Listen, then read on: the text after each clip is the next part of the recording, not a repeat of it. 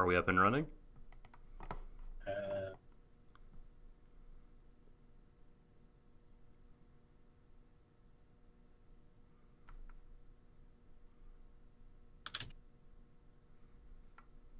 All right, I'm assuming that's a yes.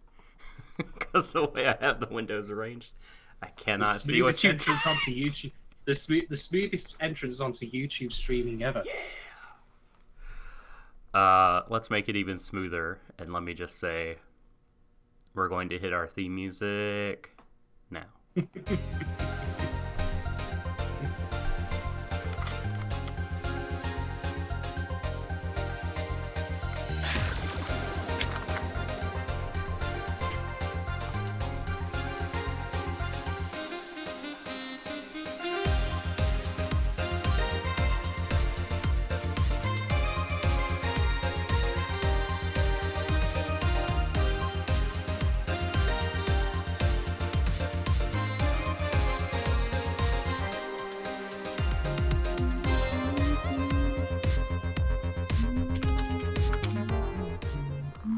Hello, everyone. Welcome, ladies, gentlemen, and MBs, to Warui Deshou's Stream of Thought, Banana Fish, Episode 3.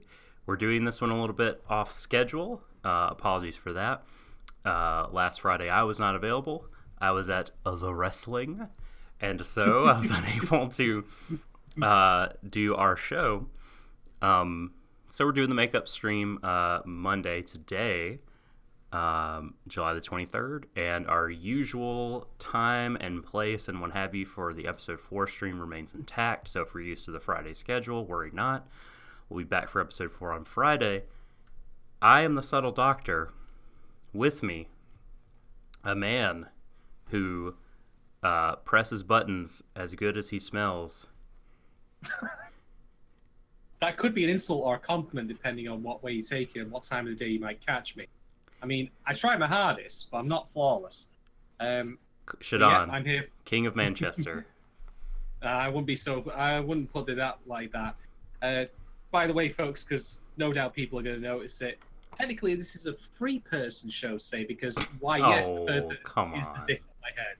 Come on. Look at it. It's really noticeable. Hey. I thought, you know what, right? I thought I'd just at least point out before someone goes, wait a minute, what happened? Was he attacked by like a giant horsefly or something? And maybe that happened while I was asleep, I can't say. But hey, there you go, it's here. So, yeah. Boo your terrible self-deprecation. It's fine. It's exactly. Fine. It is fine. I don't give a shit. But what I will say, I need to just actually do some quick housekeeping here, some serious and some less so serious. So we'll start with the serious first, which is just to address very briefly something happened in the Frank Stream of Thought recently. It's been pointed out to me today, which was that terminology. So I use the term, which is no longer, how should we say, kosher, to describe the nines, specifically the fact they were intersex. I didn't use the word intersex. All I can say is that now I know. I was not aware. Should have been. It's not an excuse. Take away from me saying that doesn't, make it better. But I apologize. I'm sorry that happened. And going forward, now I know. I'll make sure it doesn't happen again. But this is the thing. Like, I'm glad at least people are reaching out to us and telling us when we're doing wrong here. Like, I'm not going to be one of those people who's like, well, sod you for not liking what I had to say just because I said it at the moment. Like, no. I'd rather you actually, people tell me and educate me on this kind of stuff. So you're not going to get mad and be reactionary about it? No, I'm not actually. I'm surprised. I know. I was surprised as you are. I thought I knew you. Well, that's alternate, timeline version of me where I did become a YouTube reactionary. Maybe the zits my karma for that. I don't know. I mean, it seems kind of coincidental. But yeah, shout out to John for contacting us and telling us about that. I appreciate people taking the time to inform us about it. So yeah, I am sorry about that. I will not do that again. Simple as that. So that's Thank the first you, John. bit of housekeeping. Thank you, John. Yeah, thank you. The second bit of housekeeping I want to do is just something that I find very funny, actually, and this is just a quick shout-out to Amazon, of all people. So Banana Fish is, of course, streaming on Amazon at the moment in the Noitamina blog. And if there's one thing I've said before about Amazon is that Amazon's UI and user experience for looking at streaming video of any sort, be it anime or be it, regular television, is, how do I put this mildly? It's catastrophically shit. It's pretty bad. And I'll tell you this, right? I don't know if this particular show is available on US Amazon Prime, but there is a kids' TV show here that's quite well known in the United Kingdom called Bananas in Pajamas. So, imagine this scenario, if you will, right? Run this by me. Let's say you're a parent and you've got Amazon Prime and you let your kids have an Amazon Prime access, so they can watch kids' TV because there is kids' selection on there. And, they look up bananas in pajamas and they get that and then they start going through the related content and they end up on Banana Fish. Because this is the thing, right? When I typed in bananas in pajamas, no, I didn't type that in. I'm not watching that. That was the time. Mom, what happened to Skip? Well, this is the thing, right? This is the thing. Like, I typed in Banana Fish and that came up like as a suggestion. So, nice with Amazon. You could very well end up having some poor 5-year-old, thinking he's going to watch Bananas in Pajamas doing goofy shit, like kids-related stuff. And instead they're going to end up, with, well, the prison episode of Banana Fish, or any episode of Banana Fish for that matter. And which, according to certain YouTube luminaries, will turn them gay. Just so you know. Yep, that's what'll happen. That's how it happens. Man, YouTube luminaries, like, I remember, just sort of this side, like, I remember seeing once, because algorithms and all, like, had Frank's related stuff coming up on my YouTube suggestions all the time, and I had one around episode 14 of Frank's. I never brought this up in the actual studio before, but I just need to mention that it said Ichigo is the worst character in the show, or something to that effect as far as the actual title of the episode, and the thumbnail was Thought or Not. Oh, I watched that nonsense, yes. Why? It wasn't even, like, just clickbait, man. That, the thumbnail alone just to me said, right, ain't touching that with a 10-foot barge pole. This is, 15 minutes of my time I could spend doing literally anything else. Yeah. I could have spent it sniffing glue and it would have been less damaging for me. So there we go. Yeah. But yeah, shout out to Amazon for, continues to have a user experience on the level of, what was it, teletext. They need United to, Kingdom. Like, I don't know how it is in other countries, but, like, they don't have, I don't want to start a giant debate with this, because I don't think anime is a genre, but, like, they don't have an anime genre tag like Netflix does, which makes it super easy to, click a button, and then you just are looking at all the anime. And you're not getting, occasionally, like, they'll categorize stuff wrong, but, like, that's a different thing. Like, with Amazon, it is, you have to know what you're looking for. There's no way to be like, what, at least, now that Anime Strike is no more, I can't really find a good way to, celebration. I can't really find a good way to, like, to do that, to, like, click a button or go funnel down with facets into some category to just see anime. I mean, you can do animation, but, like, there's just so much shit that, maybe I am oversimplifying the example I gave before, but I just found it amusing because I thought, well, some poor kid's getting scarred for life. It could happen. I just found the concept funny. As well, stuff happens in Banana Fish, particularly in this episode, that is definitely not for, people who are not legally able to buy cigarettes or alcohol, for that matter. It's definitely on the mature side of the content. So yeah. All right. So let's actually start summarizing Banana Fish episode 3. Let's launch into Banana Fish. But before we get to episode 3, just to tie up the loose ends on episode 2, can you address the Twitter poll from last week and give us the results? Yes, I can. Yes, I can. Right, where is it? We'll have a new poll up at some point during the episode this week. Yep. I apologize, folks. I had this up, but it seems to have disappeared from my Twitter, which is really irritating. No worries. And you'll have like a week to respond, and I'm sure it'll be some inane poll like, should Eiji stick to wearing his jacket one shoulder down? Because I think he should. Totally I do have should. things to say about that jacket when it gets there, actually, funnily enough. Okay, so we had 2 polls last week, Okay. which was that were you surprised they died in episode 2? Can we take the spoiler tag off that and say who it actually is? We can, yes. Yes. That would be Skip. Well, I mean, we mentioned it before, actually, but yeah, Skip unfortunately bit the bullet. Were you surprised? 69%, nice, said yes. 31% said no. And then we asked later, who has the better jacket? That'd be Kaiji from Kaiji, or Eiji from Banana Fish. I nearly said Eiji then, but I shouldn't do that. And in the end, 59% said that Eiji had the better jacket, at least in the OP. The one he's got in this Recency episode bias? possibly, Maybe? but the one in this episode, like, it's an alright jacket, but, well, conspicuous is not even half the word that I would use to talk about it. And those pants. Those are some kick-ass pants he's wearing. Do you reckon Eiji was like doing one of those things where he wanted to make himself so conspicuous? He would circle back round to like be so I think he was trying to be inconspicuous. I think he was like, I have to go to Chinatown, so I need to dress like I'm from the streets. And so he went to like some kind of something on the corner and picked up some cool kid clothes.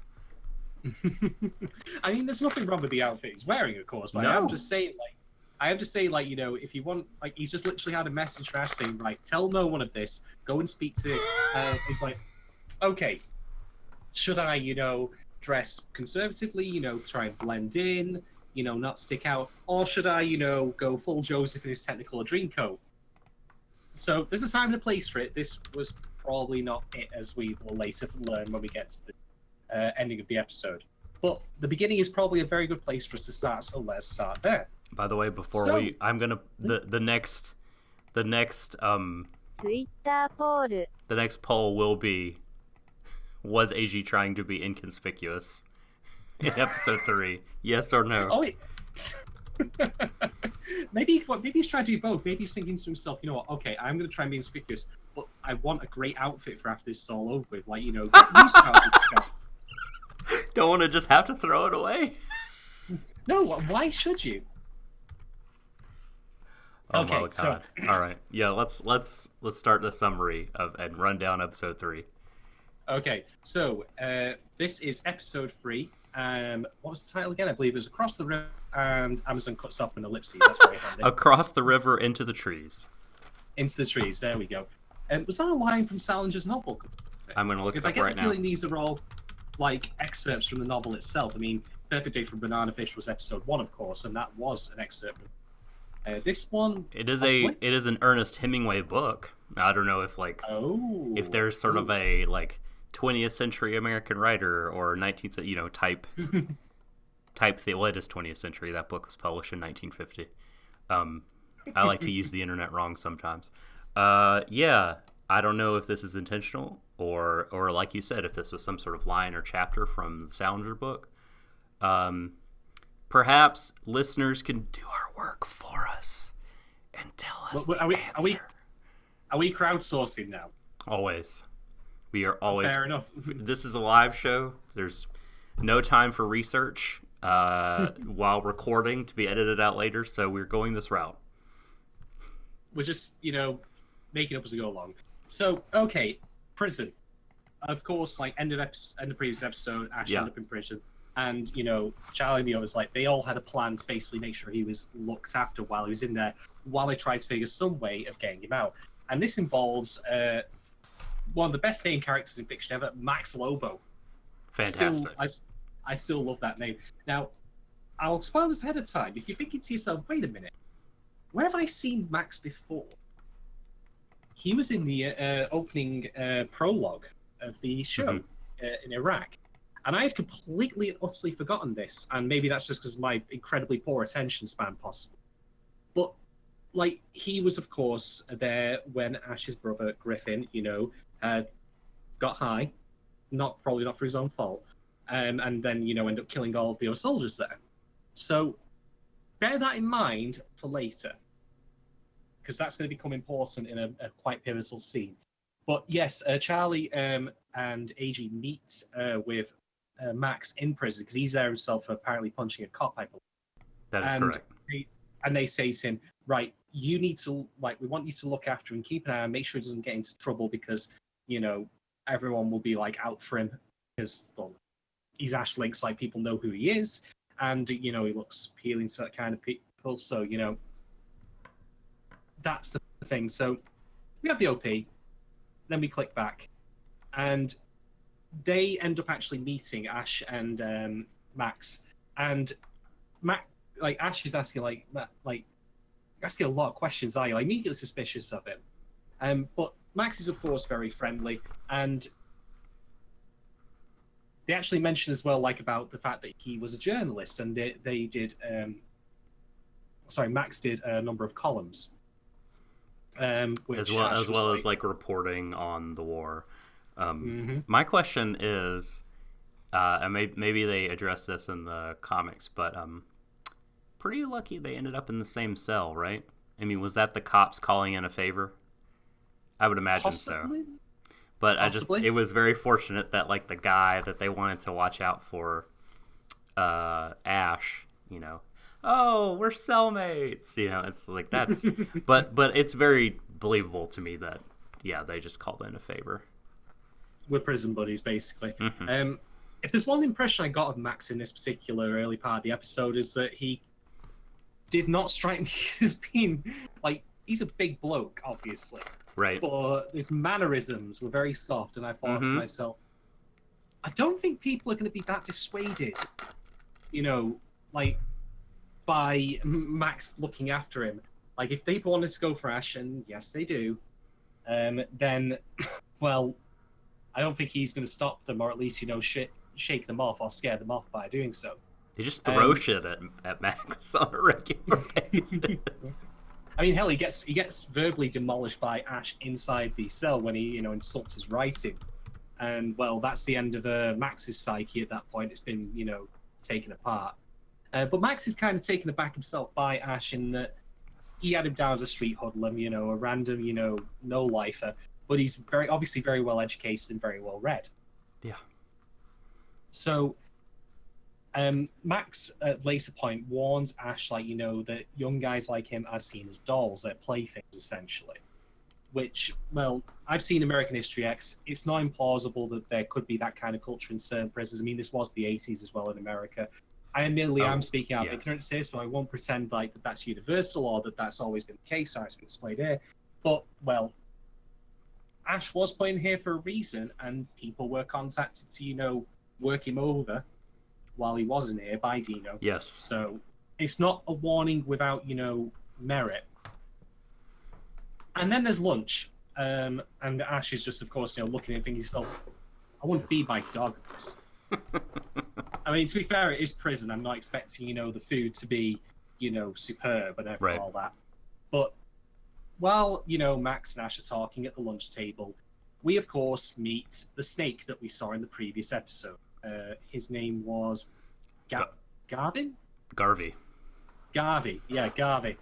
I almost misheard that as Ghazi then, and I'm like, nope, let's not talk about that. Garvey's wing.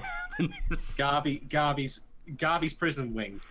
So we got in our rogues gallery of shitheads, Marvin and Garvey. See, even I fucked it up.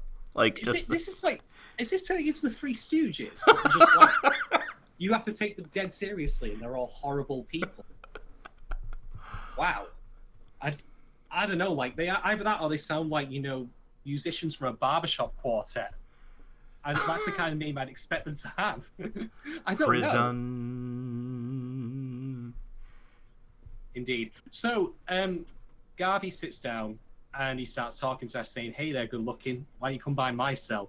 And then he reaches over and touches Ash's hand, which, well, I'd have rather, you know, put my hand in a bear trap than do that in his shoes, but in the first place, but it's not exactly a smart move. So Ash, having seen, you know, or read Watchmen, remembers, you know, what happened with Rorschach in the prison and figures to himself, no, you know what, you are locked up in here with me, not vice versa, dickhead, and then kicks him in the face. So a fight breaks out, as you'd expect.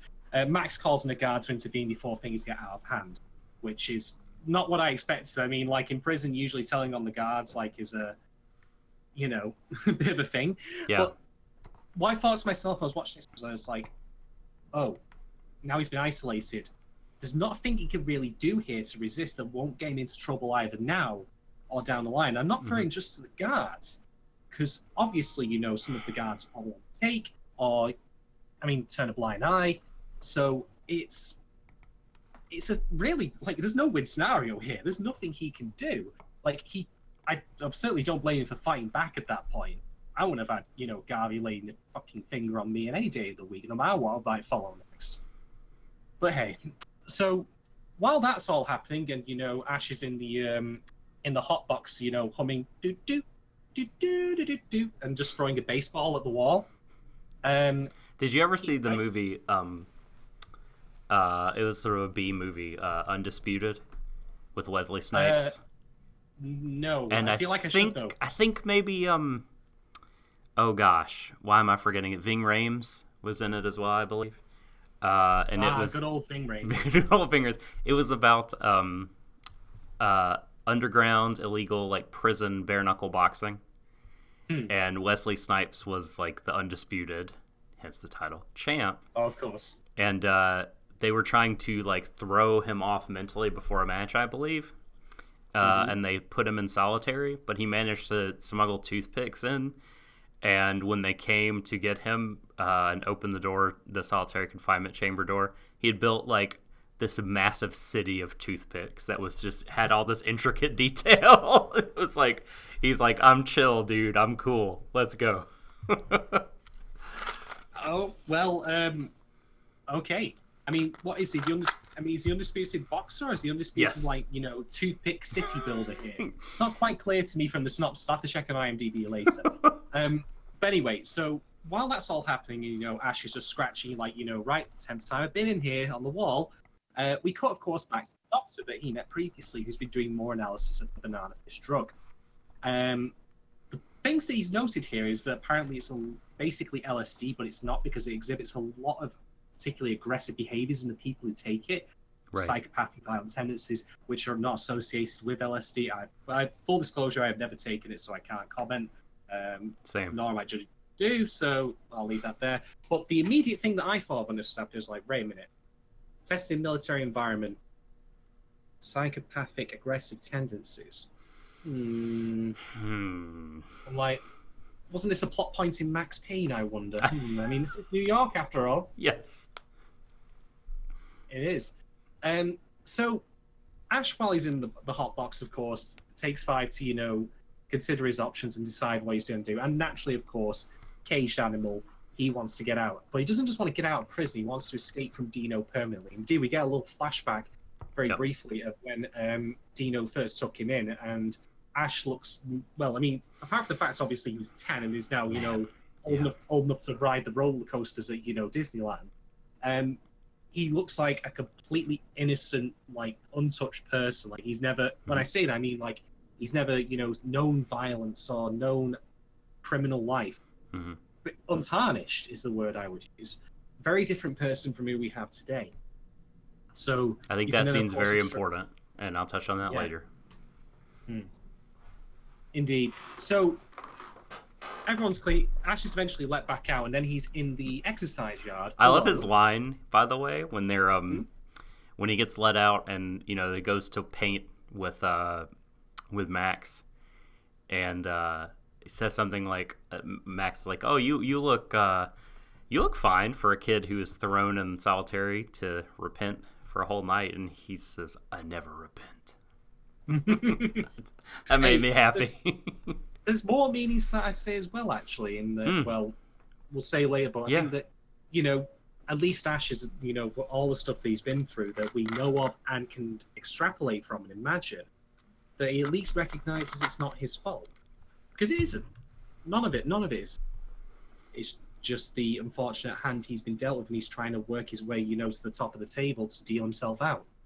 But it's not happening yet. So back in the exercise yard, you know, King Bastard and his 2 cronies, Garvey, turn up and take him to the library. And no, they're not, you know, going to be study partners, unfortunately. The Yeah.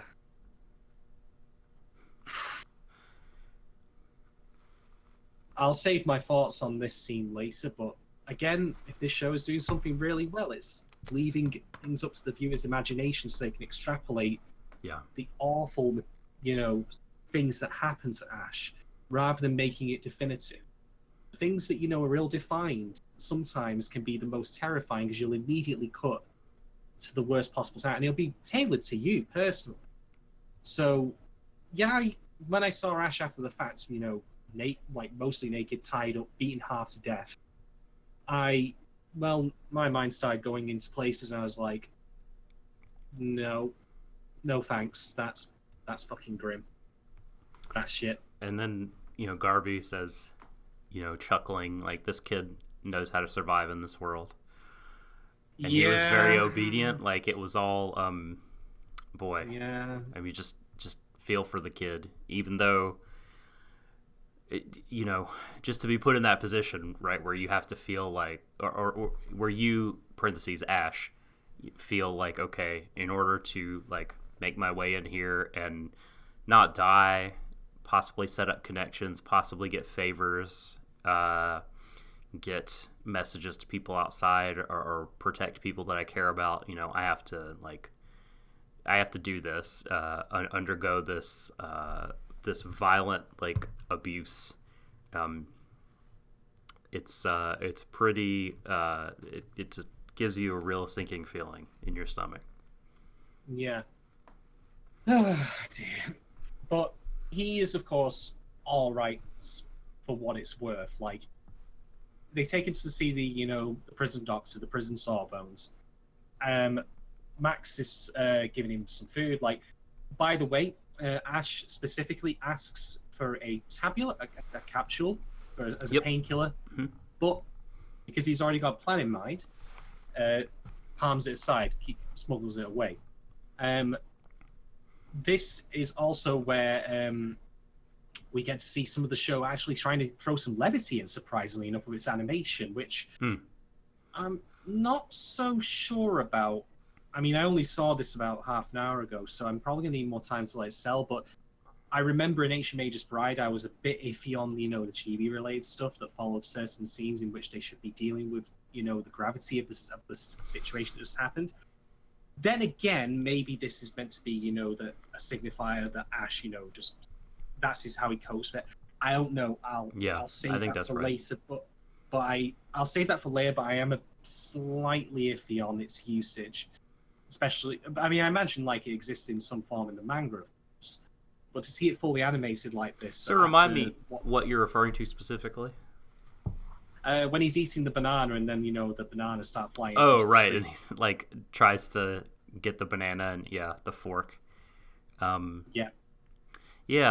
I mean, I think it might even just underscore the sadness of it. That, I mean, this has been his world for 6 years, like, to be used by people in this way, and have his agency and his will and his humanity stripped from him, for the pleasure of others. Like, and the fact that he's not, like, weeping in a corner, he's not, like, gone stone silent from the trauma. He's just, like, as you say, survival mechanisms kicked in. Like, this has been a part of his life for so long, and that's just tremendously sad. It is, but I think that this early in the show, maybe doing that undersells, like, downplays it a little for the audience as well. Like, I don't know. I see where you're coming from. I know what you mean. I don't know. I feel slightly iffy on it, but anyway, we'll figure this out later. Mm-hmm. So back in their cell, Max and Ash are comparing notes, almost literally, actually, because I think Ash is actually reading through Max's journal, or his own possibly, and they eventually, after a lot of conversation, come to a couple of realizations about each other. Not least of which is that, one, Ash learns that Max was in Iraq, in Baghdad, when the whole thing with banana fish went down. In fact, the reason this happened is because, absentmindedly, while eating the banana in the hospital, in the doctor's room, Ash says banana fish out loud, and Max, obviously, he knows he's well read, but, like, the fact that he mentioned that specific thing that he's familiar with, No, that's too much coincidence. I mean, like, Max may come across as, like, a bit, a bit soft. He might come across, like, a bit too pleasant for a prison environment, but he's certainly not dense. He recognized immediately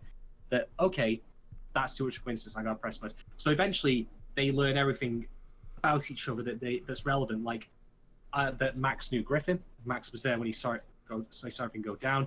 They exchanged proper names. Like, Ash, it turns out his first name is Aslan, which, I mean, we've already got Salinger in here, and now we've got C.S. Lewis. Right. That's interesting. That can't be a coincidence that you would go with that specific name. I'm not buying it. I'm really not buying it that literally Aslan was the most random name picked out. Because, like, well, let's just put it this way: if Dino ends up, like, starts eating Turkish delight at any point, I'm going to pause the episode when that happens. I'm just going to take a breather for 5 minutes. And his last name, is another big cat. There you not go, a yeah. lion, but a lynx. It's close enough to be related, but not on the nose. Yeah. Well, the on the nose allegory, I suppose, is that since Aslan was essentially, at least in the Lion, the Witch, and the Wardrobe, was Christ allegory. Yep. So, Ash Christ allegory, suffering for the sins of man, etc., etc. There could be things to this maybe as the show goes along. I'm not going to cast judgment right now because we are only 3 episodes in, but something to bear in mind, perhaps. Now, I have to break it. The allegory. Oh dear. Jesus did not saw off his pistol. Jesus' pistols were fully standard factory. Like, he didn't have to sand the serial numbers off of them. He just brandished them off the assembly line. Are you sure though? Because Jesus was a carpenter, so he would have the tools and know how to do it. He made his own bullets. He kept the gun standard. That's the version I know. Tweet us at your version at Warui Deshou. Yeah, Judas, I've got 30 pieces of silver for you right here, and they're loading this fucking AR-15. How do you like that, you son of a bitch? And this is where Cartophilius comes in, right? Something like, is this like our own, but like this feels like the Quentin Tarantino version of The Last Supper? Dude, what if he made that? That would kind of rule. I would be entirely all right with that. And the apostles it was just organized crime, and Christ is the crime boss. Oh, that'd be kind of interesting. Well, maybe just to me. Well, Quentin Tarantino, if you happen to be watching this stream of thought, please at least give us partial credit and some cash for inspiring you to do The Last Supper in the style of Reservoir Dogs. Yes. I just saying, well, I mean, Jesus obviously would be Mr. White in that case. But anyway, let's move on. So, after all that, Ash actually turns on Max at the point. Yeah. Basically says, as soon as I'm out here, I'm going to kill you. Whew. And cold, man. Yeah. Cold. Yeah, I mean, I feel for Max in this, and I feel for Ash, because Ash does obviously, he has the perspective, but at the same time, he's lived with Griffin, in his state, in his, drug-induced stupor, where he's barely even coherent anymore, barely even awake. So having someone be reductionist about what happened to him and saying, he went crazy and killing all these people, it's not fair. But it is also true. And sometimes the truth can be hard to swallow. And I think taking out Max is also a bit unfair of him, but at the same time, I think Griffin doesn't actually really mean to kill him after the facts. Sorry, Ash, I mean to say, sorry. Ash doesn't mean to kill him after the facts. Probably more something said out of anger, I would say, at the time. But anyway, so... You mean a 17-year-old doesn't... His word is not ironclad? Yeah, I was going to say, I mean, I get the impression that Ash is probably more polite than your average Fortnite player, especially when things are going badly. But at the same time, I don't think he genuinely meant it. Max, hello, Luther. Build the stairs. Build the stairs. Hello again, Luther. Hello, Luther. So, after all that, we then go back to, the communal area where the public can come in to meet people. Max is now sat on an entirely different table from Ash, and he's speaking with, I can't remember the ginger guy's name, I think it is Charlie, actually. It is Charlie. Saying, I can't do this anymore, it's not right, it's not good for me, it's not good for him. Meanwhile, Ash is speaking to Eiji. And this leads to, well, I'm glad it, like, you know what? It was going to happen eventually. The pretext is for this happening is, of course, different. But yes, they do end up kissing here. Like, Ash actually stands up, says, "Thanks, sweet," and kisses him full on. Like, we even get to see tongue, like, and everything. This is full on. Which is cool and all, but it's actually got a hidden purpose to it, which is to pass Eiji the capsule that he palmed before from the doctor. Now, if you're thinking, like that he's just giving him, something to relieve his headache or something, that's not the case, because Eiji actually goes to the bathroom, to the washroom. He knows. And he knows, yeah, he knows that that's in his mouth. So then thank God he just didn't swallow it. Yeah, I know, like, that would have been unfortunate, wouldn't it? Can I get a glass of water? And then Ash just looks back and he's just like, no, don't do it. So it turns out that Ash, because he's, like, seriously, like, the guys who escaped from Alcatraz ain't got shit on him. They ain't got shit on Ash. He's actually put a little message inside the, like, plastic shell of the capsule after scooping out all the, the drugs and whatever inside of it. And it gives instructions for Eiji to go to Chinatown and meet with a Shorty, was it? Shorter. Mm-hmm. Shorter. Supposed to be with Shorter. And not to tell anyone about it.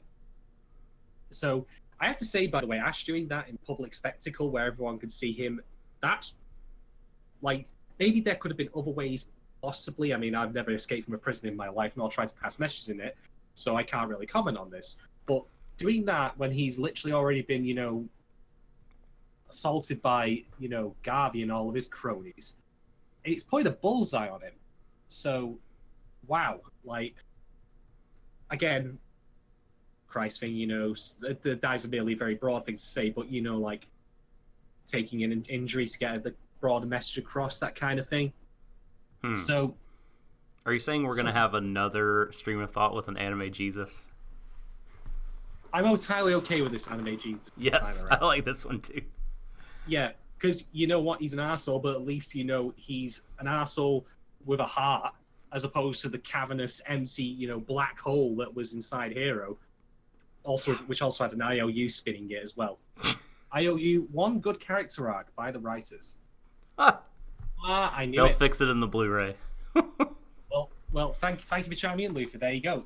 Yeah, it makes sense. Yeah. Like, Ash would not. I imagine, like, doing it that publicly would be something he would be aware of. He's a calculating man. I mean, he's a gang leader. Like, very savvy. Has managed to not die in the last 6 years. So, yeah. Yeah, he's done all right. So Eiji and his friends, like, they all return back to New York, and he decides to head out alone to go and head to Chinatown and go find Shorter. Back at Dino's mansion, we get to meet, of course, Arthur again, and every time I see him, his hair just turns more and more into looking like Dio's from Part 3.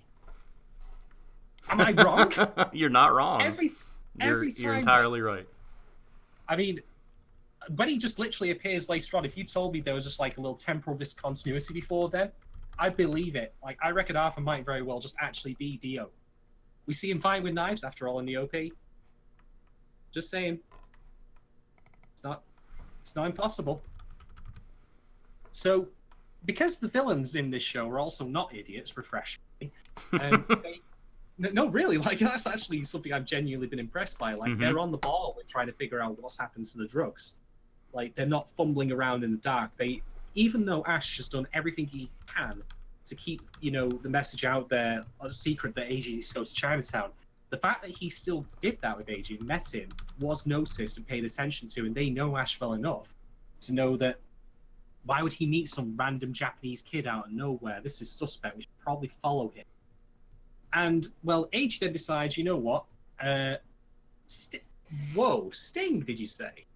The guy who played Fade Raffer in the June film by David Lynch. And, of course, the singer from The Police. What? Man. I can totally see it now. That's amazing because, firstly, it is more JoJo's than you realize, given it is it's literally super JoJo's. It's literally based off a singer. Yes. Man, now I'm just thinking of like his performance in June, and well, June's a weird fucking. Anyway, Thank you, Luther. Thank you for that bit of trivia there. That's excellent. So, all right then. So yes, Dino and Arthur and his other colleague are there talking about and say, right, we're gonna go follow Eiji. And Eiji decides, you know what? I'm gonna go shopping. And this is what we said before about him deciding to be inconspicuous by being visible from space. I'm convinced he did not own those clothes beforehand. There's no fucking way. No, he was shopping. He was looking around. Yeah. And so not only what I love about this is not only from space. You just imagine just Houston. There's a new object that's appeared on Earth's surface in New York City. Over here are the coordinates. That's okay. It's just a Japanese man wandering through Chinatown. Over.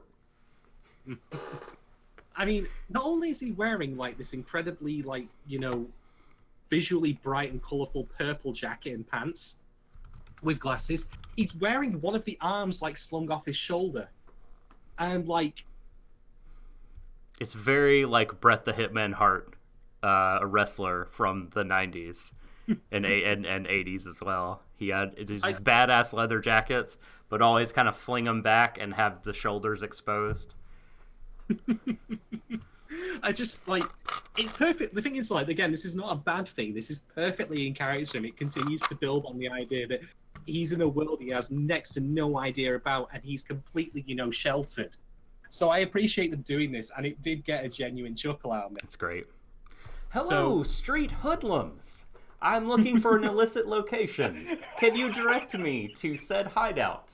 I am one of you, as you can tell by my fat, duds. Is that what you call these? Duds? Hello? Are you... Why are you bringing out the black bag?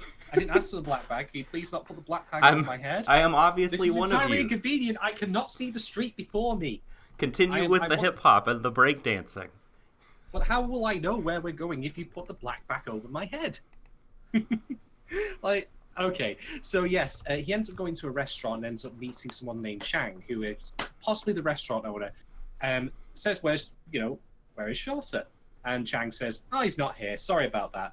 But unfortunately, Eiji, having never played Metal Gear Solid in his life, or having never, heard the phrase loose lips sink ships and all that, starts speaking out loud about, the doctor. And so he goes to visit the doctor. And who would be waiting for him there but fucking Arthur?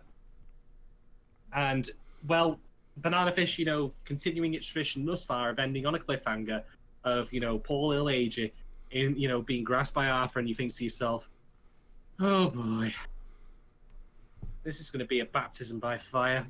Great. Marvelous. All I can think of when I hear that guy's name, by the way, is the meme, the Arthur meme. The closed fist. So Chang is interesting because, it looks like he's very aware that the person sitting, at the back of the restaurant is following Eiji, or at least is a shady character up to no good. So he's not about to be like, oh, I'll tell you where Shorter is, sure. And, he probably doesn't trust Eiji necessarily either, but I think he's is very aware of what he's doing. Oh, absolutely. I get the impression that Chang is definitely, certainly more informed than he was letting on. There's no way he would randomly come up to, Eiji out of nowhere and just, start talking to him like that. It could have been anyone. So, yeah. But that's the episode. A lot of stuff happened in it again. Yep. Man. Banana Fish has not let up thus far. It's kept its pace. And I'm still not entirely sure if that's what's detriment or not, because I had completely forgotten who Max was until it was we got signposts and reminded of that, which I'm grateful that the manga and the show subsequently did. But I can't help but feel that perhaps, and I again am speaking to possibly my terrible attention span here, not necessarily the fault of the material, but I can't help but feel there was so much happening, I'm going to potentially lose track of certain details I should keep an eye on. But I'm also not complaining, there's plenty of going on and everything's interesting to take in. So that's certainly good. Yes. All right, I'll let you take a breather and I'll lead off with our talking points. Talking points. So, The first thing that stuck out to me this episode was, and I mentioned a particular shot sequence when you were giving the summary, and so I'll touch on that. It was the really oppressive, stifling feeling of just being smothered by the control of other people was ever present throughout this episode. I mean, it takes place in a prison, of course, a place where your freedom, has been stripped from you. All your items, your day, everything is monitored. But there were a couple of parallel shots that I thought really drove this home during the flashback when Dino is approaching Ash for what looks like one of the first times, and he grabs he grabs him by the chin to hold him up to look into his face. And then at the end, Arthur does the same thing to Eiji, and he says, "Hello, samurai boy." And that was a nice parallel, that these two are now they can't escape. They are now under the cloud of the mob, of this Dino's kind of criminal organization. And you get that whole thing where Ash was so inspired by the pole vaulting, that brief moment of spontaneous freedom, and they're probably going to be searching for that together as the series goes on. You're going to hate me for this. You're really going to fucking hate me for this. I'm so sorry, dog. But let me evoke Phantom from our past. No, here's the thing, right? Here's the thing. You know exactly where I'm going with this. But as I've always said, that show, bad as it was, had promise. The idea, of two people being caught, one of them, coincidentally as it happens, completely outside his own choice, has been dragged into this, trying to find freedom and becoming normal quote-unquote people again. That's an appealing narrative. That is a very appealing narrative. So I can see where they're going with this in Banana Fish, and that's already doing what the show failed to do. So I'm genuinely quite impressed with how it's been going so far. Which will actually lead in some of my talking points in a second. All right. Well then. Go for it. It was literally just a second. So I was potentially going to bring this up last time, but I think it's worth me actually bringing it up now, which is the fair warning ahead of time, by the way, that I, again, am a cishet man, so I can't speak to this with entirely a full amount of authority, but I'm just going to offer my perspective on this, which is the expression of, homosexuality in this show thus far as a means of expressing power and possession over. So I would argue that if you watched this show and you had no prior knowledge whatsoever of Ash and Eiji's eventual romance, which I've been made aware of, you would think the show was being pretty horrible in how it presented gay characters, because all of the the gay men that we've met so far are criminals, Ash included. Now, I should stress, by the way, I don't agree with that perspective. I don't believe that homosexuality is wrong or anything. But what I'm interested in seeing as the show goes along is how Ash and Eiji finally managed to break out of that criminal cycle and express themselves and their sexuality in a way that's not defined by possession of other people or as a will to power. Do you feel Marvin, for example, who we saw previously, Dino stroking a cat, Arthur, etc. It's interesting how, again, I mentioned, in the very first episode we did on this, that this was, it turns out to be true, it was set at the time of the AIDS crisis. So the demonization of, homosexual men was a thing back then. It still, of course, is in some areas, in certain respects these days, but not to that extent where the government was getting in on. So at the time of this happening, expressing yourself as, gay openly was not something you could do and be proud of. And the funny thing is, the people who are doing it or are proud of it are awful, wretched people that, treat Ash in particular like a plaything. And that's, I'm hope, and this is the thing, I've said in Franks, for example, that, it did not handle, setting up a bad set of characters, the 9 specific, and then breaking that later with a counter narrative, like, this is how they've been portrayed, but they learned, or rather people learned to be better. So I'm hoping and I'm expecting to see that as this show goes on, that Ash and Eiji, they'll be able to actually, lead that relatively normal life that I said before. Like, not for the probably much of the show's run, because of course we've got the mystery drug story to solve during that time. But the show will slowly but surely get rid of all the horrible people that we've seen as far and their horrible attitudes, and actually replace it with, our 2 lead characters finally living a normal relationship. They can just act like normal people for 5 minutes. So I'm interested to see how that goes, and how, the counter narrative that the show will spin as it goes along, which is going to be, firstly, of course, very welcome, because I certainly don't like any of the people they've been treating Ash this way. As far as I'm concerned, if they all end up roadkill, I'll shed no tears.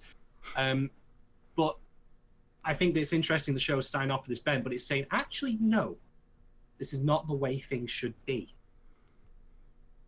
I hope so. I mean, I hope that the director will sprinkle in some of what you're talking about, because I'm sure the material does cover that. I mean, there is a bit where I hope so. I hope that as well.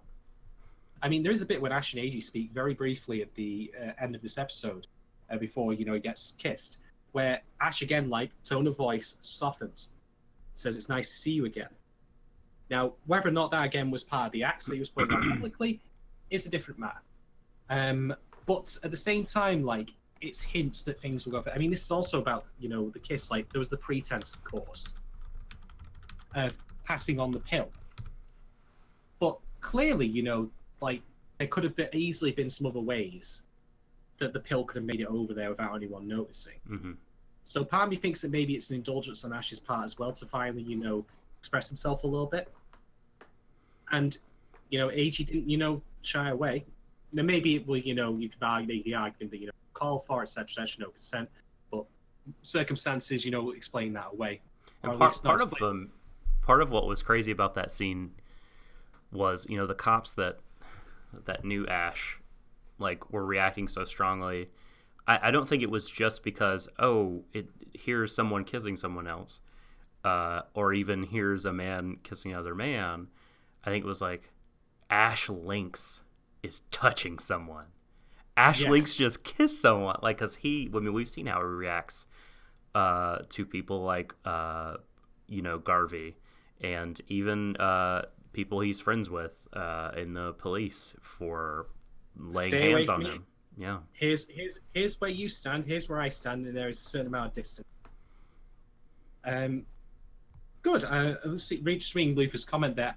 That's what the thing is. I didn't expect it not to do that. I know that Banana Fish is well regarded, and any of that, if there had been like the other version of this story where we didn't get to see that, and all of the queer characters were simply just criminals, the scumbags, then, well, I'd take it to task, and people would have taken it to task well before now. But it's certainly setting up, here's how things are at the moment, but the thing about this status quo is it isn't right. It will be torn down eventually. We're just establishing at the moment in all the ways in which it is wrong, because it is ultimately, possession. I mean, would it be reasonable for me to say, as much as I don't want it to be true, that Ash was raped by Garvey?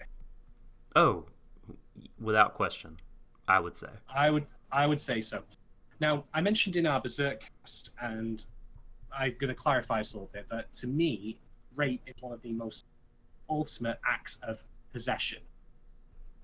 Slavery being the other. Not that they're mutually exclusive. By the way, just so people don't misquote me or misunderstand the context in, absolutely awful. Like, rapists, as far as I'm concerned, throw them off cliffs, shoot them into the sun, fuck the lot of them.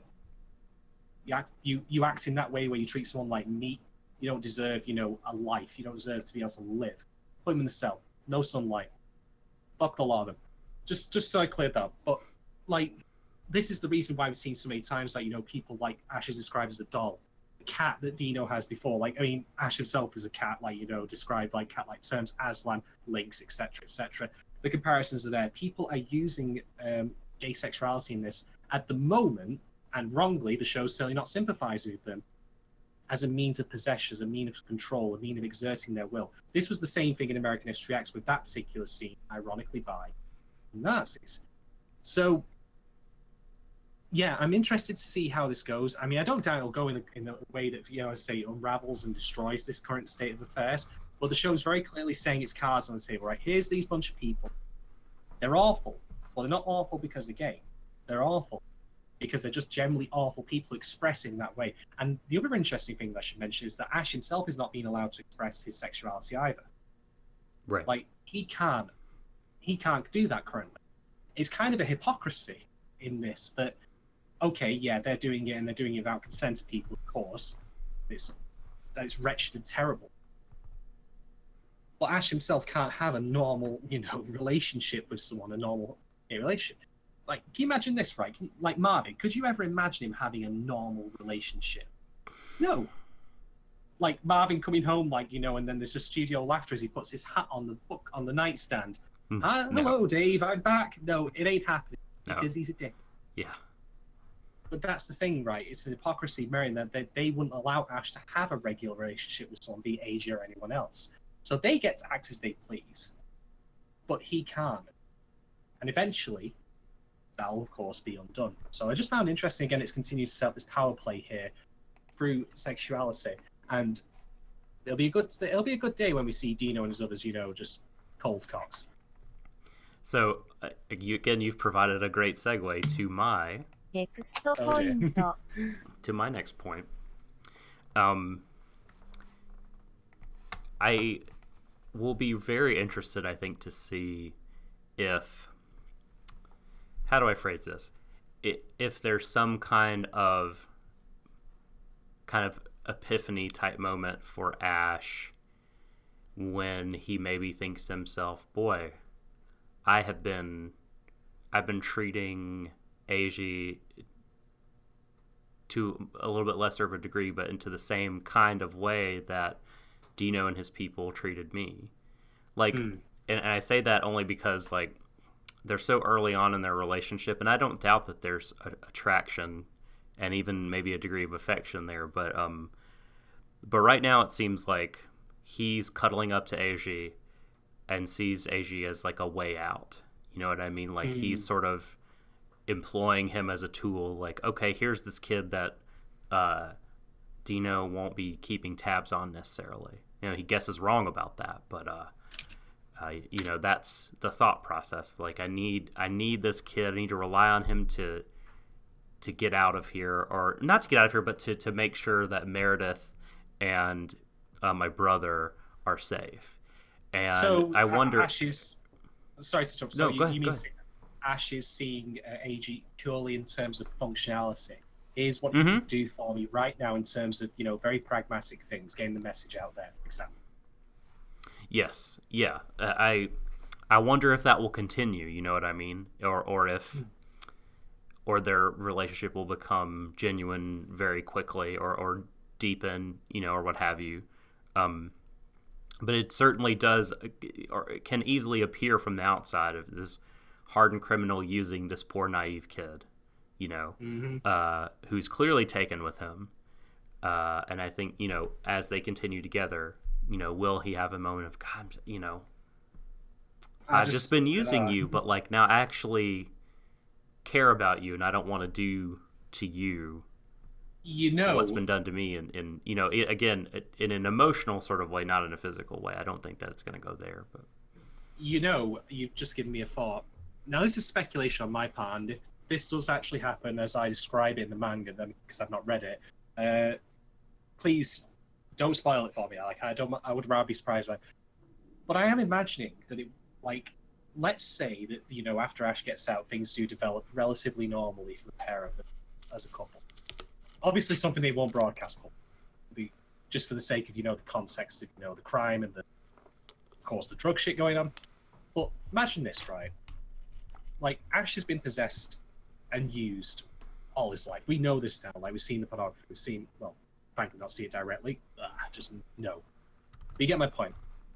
So imagine, if he starts, cozying up to Eiji, and then he got forceful very quickly, because that's all he's known. he only entered, like, he joined, like, Dino, not for his own will, when he was 11. So his life, like, you learn from that. You learn, unfortunately, you know, that, okay, I have been used, controlled. I've had no say in any of this. Why should I now that I'm in command, now that I'm in control, why should I why should I do any different? This is what everyone's done. This is the law of the land. This is the way the world works. But he'll think that, and maybe he will physically, have like Eiji by the shoulder or something like that, and not give him a moment to move. But then he'll stop. He'll check himself. He'll correct himself, and he'll realize, no, the life I've lived, the way I've been treated, is not something I should inflict on anyone else. Like, to me, stories about humanity, and which is pretty much every story really that's worth a dab. It's okay to make mistakes, or rather, it's okay to be in the process of making a mistake or being about to make one, and then stopping yourself. Like, people are not born virtuous flower children. They're not born with, hard set codes of morality in their head. They learn, usually by fucking up. I mean, I said this in Frank's, but unfortunately Frank's never allowed his characters to really fuck up, so hey, there we go. But that being said, like, if something like that happened, I can see it. I can see it. And I hope, like, that at least Banana Fish does, take on that message and bring it forward that, okay, you come from a bad place. And, a bit messed up. But it doesn't mean you can't learn to be better. It doesn't mean you can't, ignore the teachings of, indirectly as they were, that have come from the people, who've done that to you, and realize I should not inflict the same on others. You can still have a heart. So, whew, Jesus, the nuance in this man's game. Like, I'm glad to be talking about these terms, but it's like, it's also very raw, which, like, I have to stress, I'm probably not as well equipped, like, as other people to discuss this kind of subject matter, particularly because it is about homosexual relationship and homosexual power play, criminal organization. So I apologize if I'm coming across coarsely here, or possibly not as refined as I should be about the subject matter. But I'm only speaking about this out of fondness because so far I'm genuinely impressed with everything this show is doing. It has a clear structure and a clear game planning. And if it is, demonizing characters for being homosexual, it's because they are awful people and not simply because they are homosexual, which is good. That's the way it should be. Yeah, we mentioned this before that, be on the lookout for coding and subtextual elements. And we hope that you all will help us along and point those out to us if we miss them. For sure, absolutely. But all right, on to your second point. Right, second point for me. I'm going to talk about Max for a second here. Like, okay.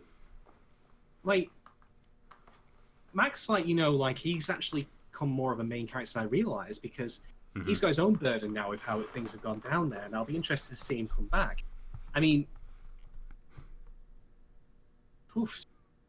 it's... I'm struggling to think here. But, how about that, the look Max gave him before before he flashed back, just... Oh my God, yeah, when he said he looked at him like his brother, but, like, it just was staring at him, not talking, just like a straight, like, cold, PTSD, like, perhaps. I see you as a thing, not as a person. Yeah. It's like, damn, man. That was a difficult scene to watch, I must admit. Like, he was seeing his brother there, like, because, again, like, Max, he saw his friends, his comrades get gunned down out of nowhere.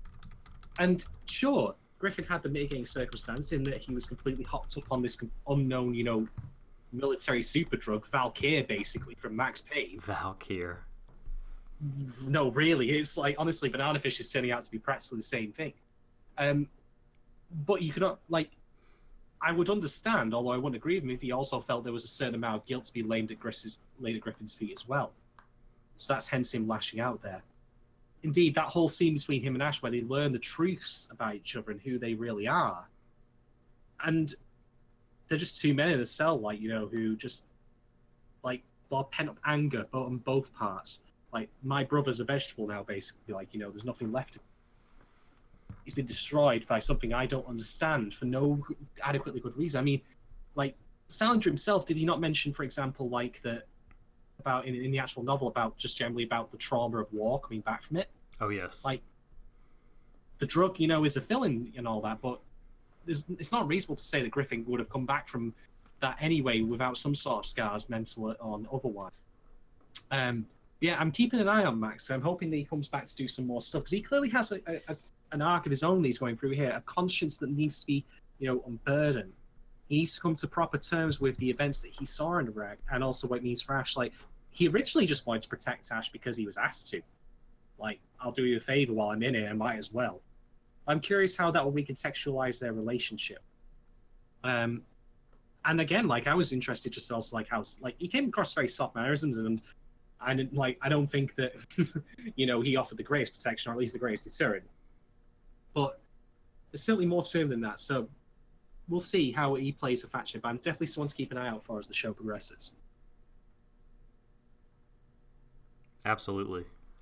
So I guess now it's on me. Next point.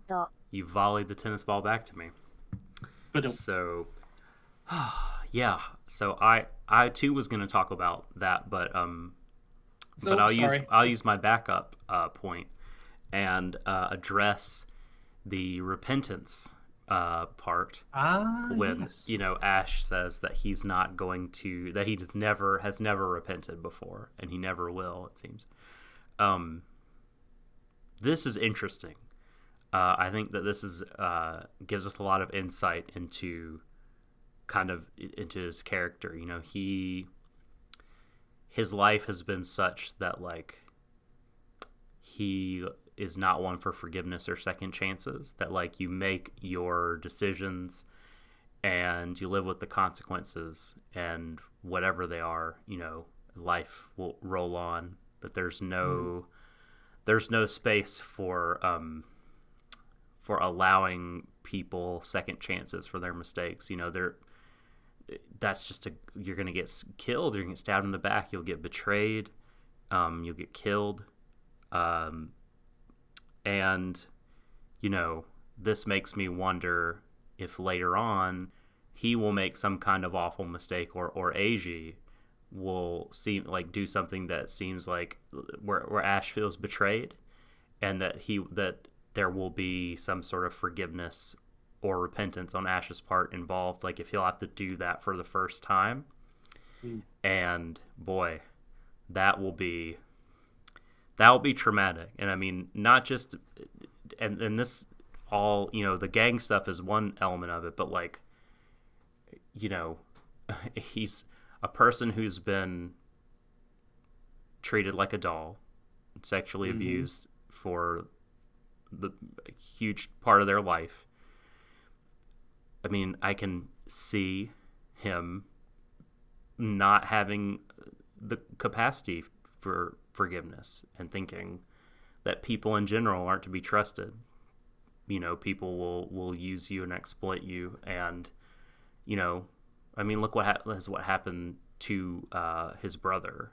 Like, yeah, I mean, the world is just a cruel place, I think, and he's looking for the opportunity to stick the knife in the world, for fucking him over. Whether that's Marvin, Dino, Garvey, whoever. And yeah, I do wonder if there will have to be some sort of repentance on his part, or he will have to accept repentance from Eiji, and what that will look like. I'm with you on that. I mean, I admittedly, skipped Sunday school a couple of times, by which I mean all of the times. So forgive me for asking this, Doc, but you are yourself a Christian, I believe. Is that correct? Facebook status, it's complicated. Fair enough. Well, just to refresh my memory, I am. Gosh, it's a lapsed Catholic, bad Catholic kind of. Yeah, so ish. It's complicated. Okay. Anyway, well, please continue. Just to refresh my memory, Jesus himself repents on this. Or am I misremembering? No, he did. No, so Christ did not, because there was not need for him to repent, because he did not sin. He forgave the people that were killing him. That's the thing I was saying. I was trying to pull back a tenuous link to more of that the Christ figure. Yeah. I was like, you can't see it, folks, but like just over this direction here, like out of the way, I've got this like little cork board up with like pictures of the various characters. Red and, like, string. Red string everywhere, pins, the whole shebang. But well, fair enough then. So right, third talking point. Like, man, ネクスト let's ポイ talk ン about ト Eiji. Okay. So didn't really have a lot of presence in this episode, but he certainly did come into his own in the end, because this is again his agency kicking in here. I mean, could you imagine him otherwise of having done this for let's say Max? Let's just hypothesize it. Let's say Max like randomly just said to him, by the way, go drop this off someone. He probably wouldn't have done it. But I reckon again that Ash is, because of his presence and his charisma has inspired him to do it. But I'm actually thinking, how I've said previously about how like the characters will meet somewhere in the middle in terms of like, how they change, like Eiji will hard and Ash will soften, like, he'll lay his guard down a bit, Eiji will bring his up, he'll become more world-wise. I wonder, like, how I've said before, like, about how Ash might overextend himself. What about Eiji? Like, what could potentially happen to him as he gets involved in this criminal under? Like, I think, personally speaking, that there are certain things that he needs to learn about life in the world. I mean, the inconspicuous thing, quote unquote, like, where he stood out, like, a Christmas tree in the middle of July. I mean, he needs to become a little more world-wise and have a little more street-smart and common sense. But at the same time, I would never, ever want, him to go so far as to go join a criminal organization or become a criminal himself, even if it was just minor stuff. I mean, we've seen him hold Ash's gun, wink, nudge, etc., etc., before. Is he going to hold it again? If he does hold it again, is he going to have someone's life in his hand? Would he then take that? What would that mean to him? Like, what would the context of that be? Like, would he have to shoot someone to save Ash's life? If he did, how would he deal with that? I mean, for all the talk of Ash, Eiji, I would argue, is one as well, in that he's made of porcelain, he's fragile. Like, there's, like, this experience that he's going to go through as time goes on, dealing with this person who's entered his life, who he's very fascinated and probably I say, attracted to. Like, what is the price he's going to pay in terms of his innocence and his soul as this goes on? Will he still come out of the heart? And yeah, like, again, sorry to bring it up, but that show, like, regular person living a normal life. Once he got out, so to speak, he then, could never really go back, couldn't meet his parents again. So what will happen to him? Like, I think this is interesting because we've got essentially two characters where we worry about them going too far in one direction. And that, again, is good tension on the part of the show for making me think that. It makes me think to myself, okay, I can see what's at stake here for the characters' souls and for their hearts and their well-being. I mean, we already have Ash who says, that he's never repented, but he's very clearly broken. Like, he's functioning, I suppose, but he's not living a regular life. He's constantly on edge, constantly on guard. Like, people can't get close to him because he's afraid that they will, want to touch him, and use him in that kind of way. I mean, it's funny, they said in the chat, I forget who mentioned this, but said that Ash was sort of modeled in some ways on River Phoenix, and it makes me think, like, Ash is definitely sort of self-destructive and appears to be like hurtling on a trajectory to self-destruction. Sounds about right. I mean, at the end of the day, like, if he's someone who's so determined on choosing his own path, if he is going to flame out, he will flame out on his own terms. I mean, I don't necessarily agree with that as a principle. If you have no other choice, like, at least let you go. At least if you are go out in a way that you decide, not because someone else says it.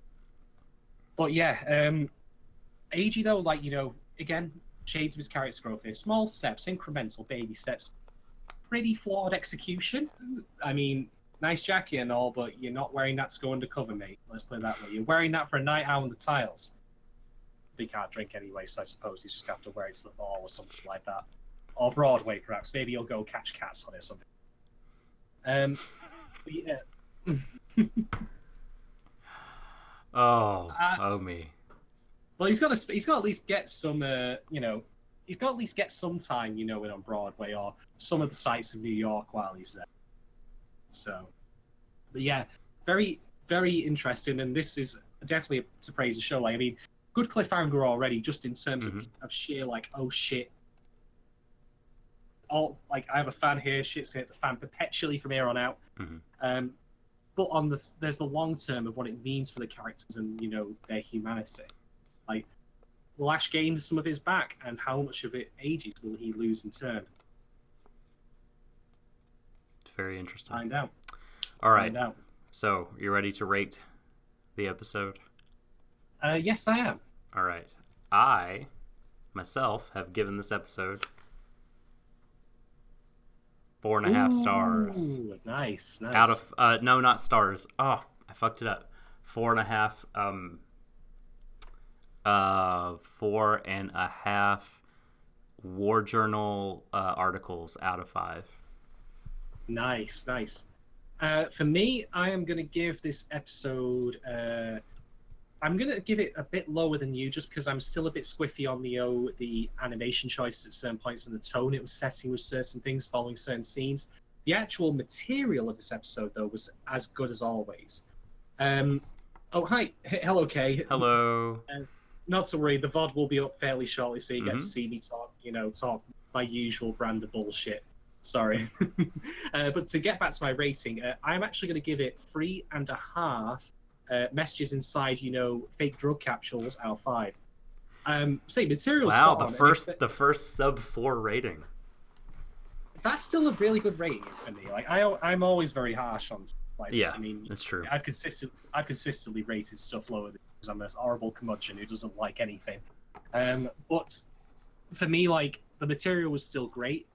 I think that, pacing again is quite fast, and I'm only speaking to myself personally. I'm not going to condemn the show, like, for having a lot going on. Like, Christ almighty, having watched some utterly glacial shit in my time.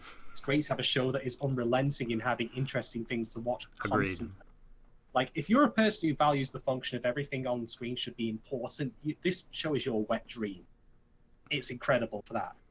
But at the same time, not so fond of the all animation thing, like, the chibi-related banana stuff that followed the rape scene, like that, to be questions of taste and all that. So that brought it down a little bit for me. But other than that, still a great episode nonetheless. Like, the material again is solid. Yeah, I wasn't as down on that animation choices as you were. And I think that we learn so much about the characters and their situations and the sort of atmosphere of the whole episode. I love that we're, as you say, I mean, things are just continually important information is being revealed. We're always getting stuff. If it's character development, if it's sort of furthering of the mystery, the central mystery to the plot. Like, the stuff with the drugs, the info we learned there that makes you realize this is not what it seems like. We have not been, at any point so far, just spinning our wheels, which, oh boy, as you say, I've watched a few shows in my time where, like, half the show's run is just like, what do we do this week? The beach! Nothing. Like, you know what I mean? So, just not me being down on beach episodes. There's some beach episodes that I love. I know why you love them, and I also love them for that reason.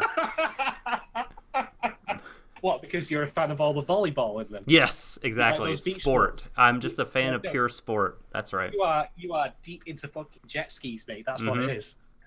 Yeah, I like the way that starfish are often shown in anime depicted. I'm just a big fan of making sure, like, I mean, how many times have you seen an anime beach that's been dirty? Like, they're all pristine. So I'm always on the lookout for that. Well, that's thanks to Bando. He's always there, always cleaning beaches. And you complain to me about bringing up the shows of yore that are terrible from our podcast history. I can't help it. That was Well, neither can I. So you can't hold me. You're right. No. Listen, one good turn deserves another, and We'll Vorgalia, call it a good turn. you for bringing this into my life, Vorgalia. This beach cleaning shenanigans, like I'll never forget that as long as I live. Should we give our viewers brief context on that for fun?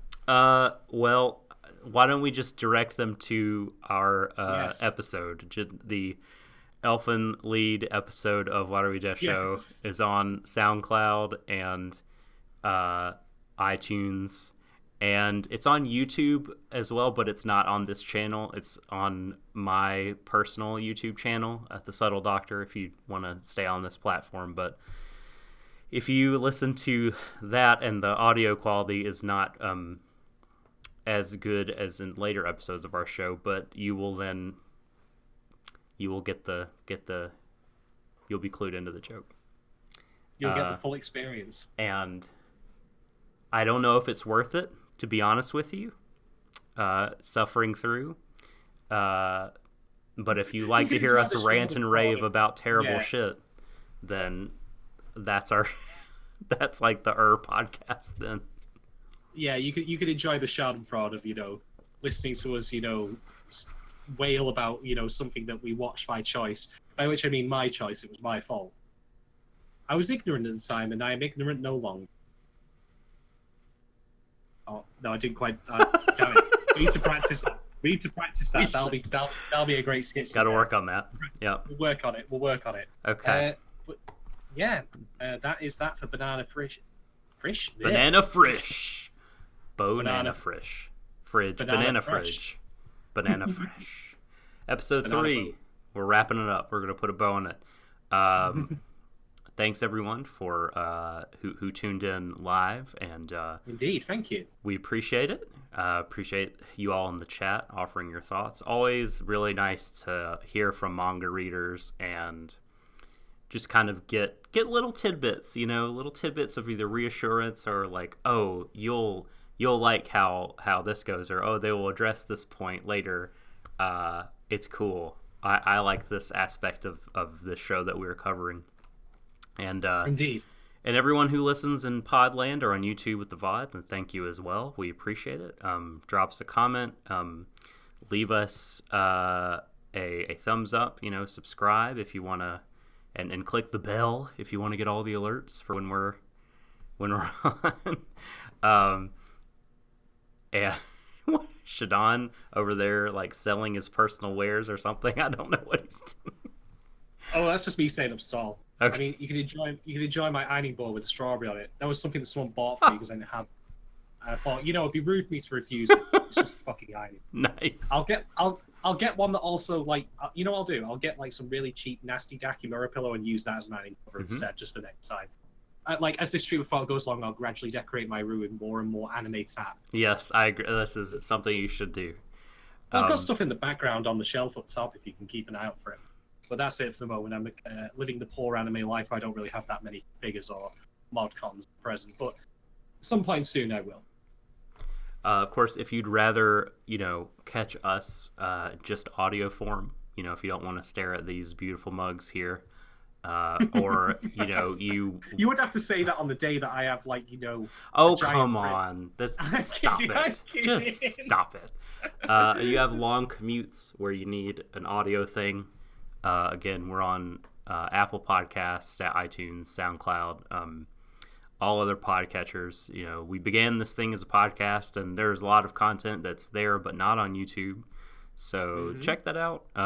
Leave us a rating on iTunes, help our discoverability if you so choose. But however you experience us, thank you for doing so. If you want to talk to us, you can always tweet at Warui Deshou and vote in the ツイッターポール the Twitter polls.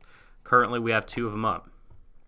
Was Eiji trying to be inconspicuous in Banana Fish episode 3? Yes or no? I can't Currently, see the response yes. to that Currently, yes is leading with 100%. What a surprise! Truly, I would have never believed that that people would have voted that way. Impossible to predict. Never. Our second poll, should Eiji continue to wear his new jacket with one shoulder down? The choices are yes and yes! Currently, yes is winning. And if you would like to get a hold of me on Twitter, I am at the Subtle Doctor. Please ping me with all pingable items. For me, you can find me and my zit at Shadon1010 on Twitter. Sorry. This is the thing, right? If I bring attention to it, no one can take the piss out of me for it. So there you go. I also have recently revived my Curious Cat. I brought, Curious Cat 9 Lives, etc. That's now back, so I'm on AO. See? So CuriousCat.me/Shadon10. Feel free to ask me all sorts of crazy questions. Not about the zit, though, please. I don't know where it came from. Anyway, but thank you all again very much for listening. As always, it's always a pleasure to have everyone here and to be interacting with people in chat. You're all awesome. Thank you so much.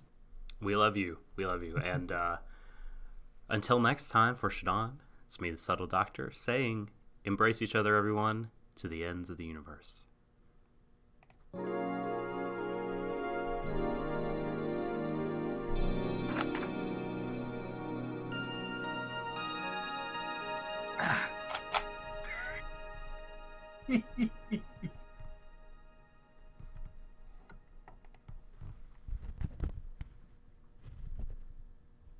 If your camera now just falls off because you accidentally bonk it with that Agrasuko figure and you're just like, oh shit, fuck.